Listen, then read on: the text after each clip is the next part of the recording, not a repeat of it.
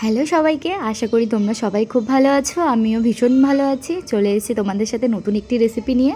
এখানে আমি পেঁয়াজ, লঙ্কা এবং টমেটো কুচি কুচি করে নিয়েছি এবং কিছু আদা রসুন থেতো করে নিয়েছি। তো দেখো, এখানে আমার কড়াইটা গরম হয়ে গেছে। এবার আমি কড়াইয়ের মধ্যে তেল দিয়ে দিব।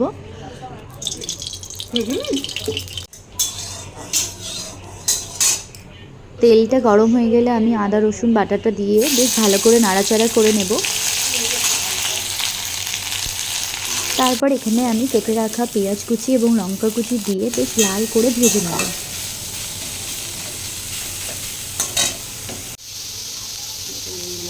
দিয়ে দেব স্বাদ মতো নুন এবং হলুদ।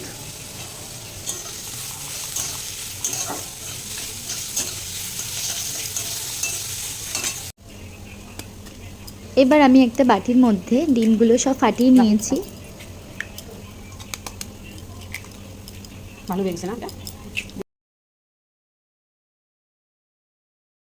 আর এদিকে দেখো, আমার পেঁয়াজগুলো বেশ লাল লাল করে ভাজা হয়ে গেছে। এবার আমি কেটে রাখা টমেটোগুলোও দিয়ে বেশ সুন্দর করে ভেজে নেব। তোমরা হয়তো কম বেশি অনেকেই খেয়েছো, এটাকে বলে ডিমের ঝুড়ি, ডিমের ভুজিয়াও বলে অনেকে। তো জানি না তোমাদের সবার কেমন লাগে। আমি তো আগে পরে কোনোদিনও খাইনি, আজকেই ফার্স্ট টাইম ট্রাই করলাম। আর সত্যি কথা বলতে কি, আমার না ডিম জিনিসটা একদমই ভালো লাগে না। ওই গরম গরম যদি পোচ হয় তাহলেই খাই, নাহলে সেরকম খুব একটা খাই না।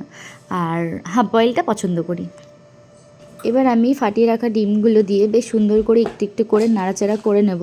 তবে হ্যাঁ, রুটি দিয়ে কিন্তু এই ডিমের ভুজিয়া বেশ ভালোই লাগে খেতে।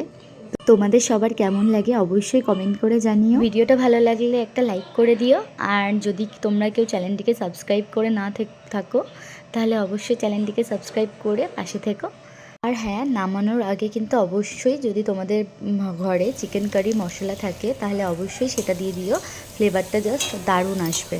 তো দেখো, এখানেই রেডি হয়ে গেল আমার ডিমের ভুজিয়া।